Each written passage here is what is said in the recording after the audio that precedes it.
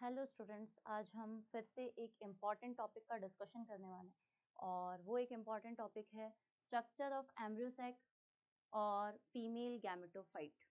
Like embryo sac का ही दूसरा नाम क्या है? Female gametophyte.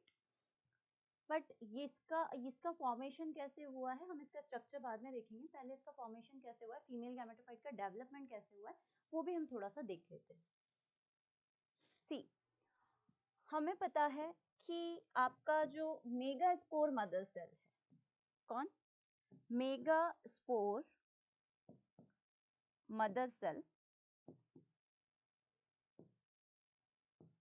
मियोसिस करता है। क्या करता है? मियोसिस करता है और मियोसिस करके 4 हैप्लॉइड मेगास्पोर बना देता है। क्या बना देता है? 4 हैप्लॉइड मेगास्पोर बना देता है। तो यहाँ पे आप देख सकते हैं 1 2 3 4। ये डायग्राम एनसीईआरटी में दिया हुआ है, वहां पे आप देखेंगे तो इस जगह पे लिखा हुआ है माइक्रोपाइलर एंड। तो ऑब्वियसली अगर ये माइक्रोपाइलर एंड है तो this and will be chalazal end. अब इन चार इस मेगास्पोर टेट्राड में से ये 1 2 3 तो डीजनरेट हो जाते हैं and this megaspore becomes functional.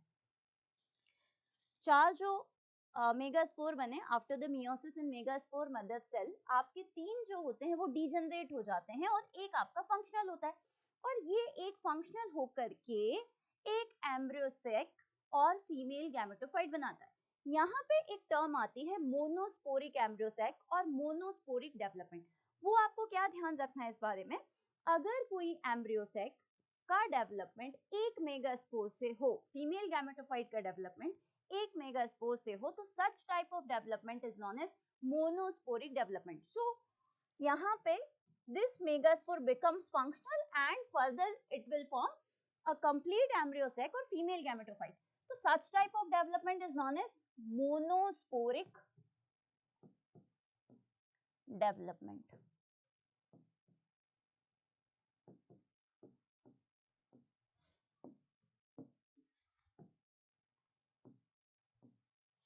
Fine.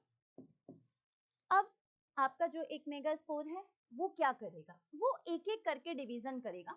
सी, मैंने ये मेगास्पोर यहाँ पे लेके आई और इसने यहाँ पे फर्स्ट माइटोसिस किया, क्योंकि आपको पता है मेगास्पोर मदर सेल ने मियोसिस किया था। तो आपका ये जो मेगास्पोर टेट्राड में से एक मेगास्पोर है, ये एन है। कैसा है? एन। N means haploid. अब हम यहाँ पे इस बात को ध्यान रखें, ये फर्स्ट टाइम जब माइटोसिस करेगा तो सपोज दैट ये एक सेल है, मेगास्पोर है, इसने माइटोसिस किया तो 2 सेल बन जाएंगे।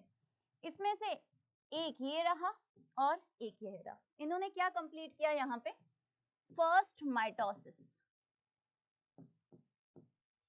ठीक है, जब फर्स्ट माइटोसिस किया तो आपको यहाँ पे अंदर क्या दिखाई दी? 2 सेल दिखाई दी। उसके बाद ये सेकंड माइटोसिस करेंगे तो अब मैं अगर इसको डिवाइड करूं तो 2 सेल और इसको डिवाइड करूं तो फिर से 2 सेल, तो टोटल एक यहाँ पे भी सेल आ गई और एक यहाँ पे भी सेल आ गई। पॉइंट टू बी नोटेड कि इस तरह से जब डिवीजन हो रहा है तो it is free nuclear division. What is meaning of the free nuclear division? जब जैसे ही आपका न्यूक्लियस डिवाइड करे और साइटोप्लाज्म के डिवीजन हो, मतलब लाइक सेल जब डिवाइड करिए उसका न्यूक्लियस डिवाइड करता है तो डिवीजन के तुरंत बाद ही वहां पे सेल वॉल का फॉर्मेशन नहीं होता। सच type of division is free nuclear division. Division के बाद वहां पे तुरंत सेल वॉल का फॉर्मेशन नहीं हो रहा है, वो आपका क्या कहला रहा है? Free nuclear division. तो आपने पहले एक मेगास्पोर टेट्राड में से एक मेगास्पोर लिया, उसने फर्स्ट टाइम माइटोसिस किया, 2 सेल बना दिए। अब सेकंड टाइम माइटोसिस करेगा तो इसने 2 सेल और इसने 2 सेल। अब it is going to perform third mitosis, तो ये 2 यहाँ पे क्या बना देंगे? 4 सेल। और ये 2 यहाँ पे क्या बना देंगे? 4 सेल। तो अब आप देख रहे हैं कि इसके अंदर हम एम्ब्रियोसेक डेवलपमेंट पढ़ रहे हैं, फीमेल गैमेटोफाइट डेवलपमेंट पढ़ रहे हैं, तो आप इसे कह सकते हो दिस इज फीमेल गैमेटोफाइट और एम्ब्रियोसेक। इसके अंदर कितने? 8 न्यूक्लियस आपको दिखाई दे रहे हैं। ये किस तरह के डिवीजन के बाद? तो हमें बोलना चाहिए कि ये जो 8 न्यूक्लियस यहाँ पे बने, ठीक है, ये आपके कब बने? जब आपने एक मियोसिस किया और 3 माइटोसिस किए। ठीक है, अब ये सारे जो स्ट्रक्चर हैं या यहाँ पे जो 8 न्यूक्लियस बने हैं, इनका फ्यूचर क्या है? See, this is the diagram of mature embryo sac और फीमेल गैमेटोफाइट। आप यहाँ पे देख रहे हैं इन दिस डायग्राम 1 2 3 और इनके आगे लिखा हुआ है एंटीपोडल, ठीक है। This is your chalazal end, ठीक है। ये 3 न्यूक्लियस जो दिखाई दे रहे हैं, ये 3 इंपॉर्टेंट सेल यहाँ पे प्रेजेंट है, जिन्हें आप कह सकते हो एंटीपोडल सेल्स। क्या कह सकते हो? एंटीपोडल तो लिखा ही हुआ है, एंटीपोडल सेल। चलाजल एंड पे जो सेल प्रेजेंट है उसे आपने क्या कह दिया? Antipodal cell. फिर हम आते हैं, ये आपने चलाजल एंड देखा, फिर हम देखते हैं यहाँ लिखा हुआ है माइक्रोपाइलर एंड। क्या लिखा हुआ है? Micropylar and. माइक्रोपाइल की तरफ जो रीजन प्रेजेंट है दैट इज माइक्रोपाइलर एंड। तो ये माइक्रोपाइलर एंड पे आपके फिर से 1 और 2 ये दिखाई दिया, यहाँ लिखा हुआ है सिनर्जिड, सिनर्जिड सेल, ठीक है। और इसके ऊपर हमें दिखाई दे रहा है एग, एग सेल, जो it will act as female gamete. ये कितने हो गए? 3 एंड 1 और 2, तो 3 यहाँ पे न्यूक्लियस है, 3 यहाँ पे न्यूक्लियस है और 2 ये हैं, टोटल कितने न्यूक्लियस हो गए? 8 न्यूक्लियस। हमने 3 न्यूक्लियस यहाँ पे जो बताया एंटीबॉडल सेल अलग अलग हैं, उनमें सब में आपका एक एक न्यूक्लियस, तो 3 सेल्स और 3 न्यूक्लियस। यहाँ पे 2 सिनर्जिड सेल, दोनों का एक एक न्यूक्लियस, तो 2 सेल और 2 न्यूक्लियस। एग सेल और उसके अंदर अपना एक न्यूक्लियस, तो एक सेल और उसका एक न्यूक्लियस। ऊपर आप देख रहे हो कि ये पोलर न्यूक्लियाई वर्ड यूज हुआ है। कौन सा वर्ड यूज हुआ है? Polar nuclei. और यहाँ लिखा हुआ है सेंट्रल सेल। क्या लिखा हुआ है? Central cell. तो ये पूरा यहाँ पे जो आप देख पा रहे हैं,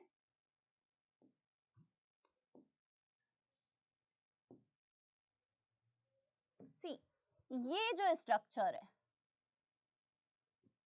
ये आपका क्या है? Central cell, one large central cell. What I am saying?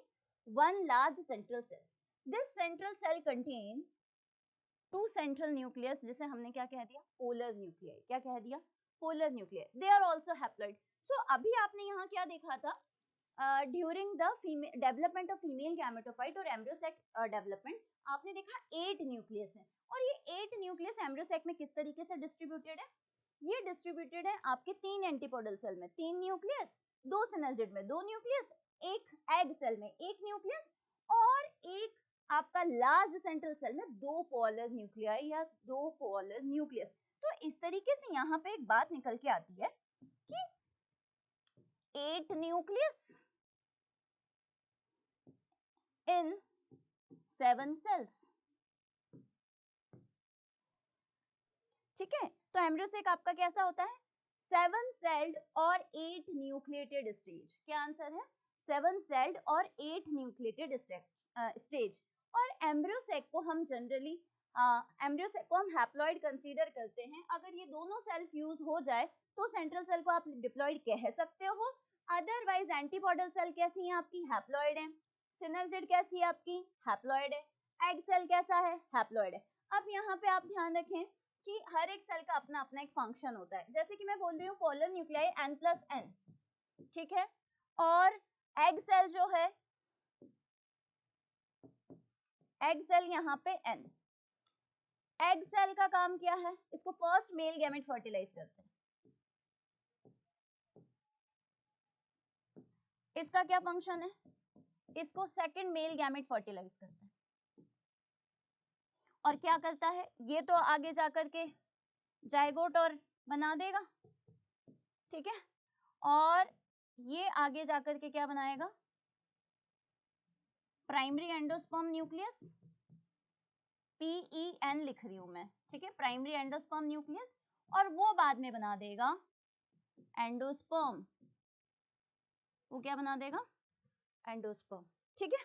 तो इसका फ्यूचर क्या है? एंडोस्पर्म बनाना। इसका फ्यूचर है जाइगोट बनाना। सिनर्जिड, आप देखेंगे कि ये जो सिनर्जिड सेल आपको यहाँ दिखाई दे रही है, ये सिनर्जिड सेल के माइक्रोपाइलर एंड पे कुछ सेल्यूलर ग्रोथ होती है।